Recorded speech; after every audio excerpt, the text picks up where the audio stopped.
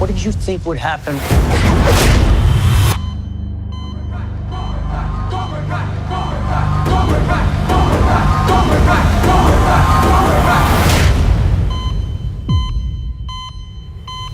Mary, we're going to start.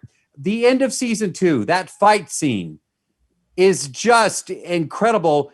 How long did it take for you all to get it just right?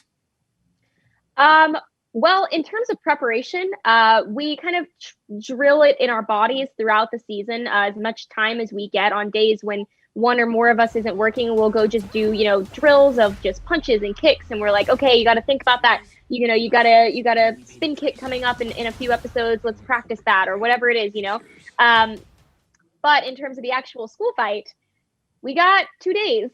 We got 2 days to learn all of that fight choreography. And then we got 4 days to shoot it spread out over 2 separate weekends because we were shooting at an actual school. So we could only shoot there on the weekends. So we got a couple days midweek during their final testing. I feel so bad for the students because they had to listen to us in the hallways practicing our stunts. And then we learned the whole thing and went and performed it. We got the 2 weekends. The first weekend we did the oneer. That took like 6 takes, I think, before we nailed it. The next day was just take after take. The next weekend, I got injured minorly, but it, ended up becoming a bit of an ordeal on the Saturday. So all my stunts were moved to Sunday, and Peyton did all of her half on Saturday. So it was a bit of an ordeal. Peyton, I want to ask you about that because your fight scenes are just intense. I mean, it's like watching wrestling times 10. So do you all make sure that everybody's okay after you film something like that? Oh, 100%. I feel like the whole act drops and we're just like, are you fine? Grabbing hands, looking in the eyes, just, you okay? What's going on? Let's check in. And, but if we do that too much, I feel like Janelle, who does our stunts, is like, hey, it's fine. It's part of the job. Like, calm down. Everyone's fine. Let's keep going, be professional, and let's get it done, sort of thing. So there's a happy medium and there's a good balance. And Janelle's really good at helping us find that, I think, because we've definitely gotten injured before and things happen. And, she's worked in the world for a long time. So.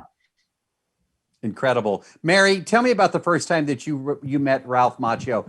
Did you realize how iconic and William Zabka these guys are and how iconic, Karate Kid is, including people like me? I'm older than you both. It's just, but what were you thinking when you first met Ralph?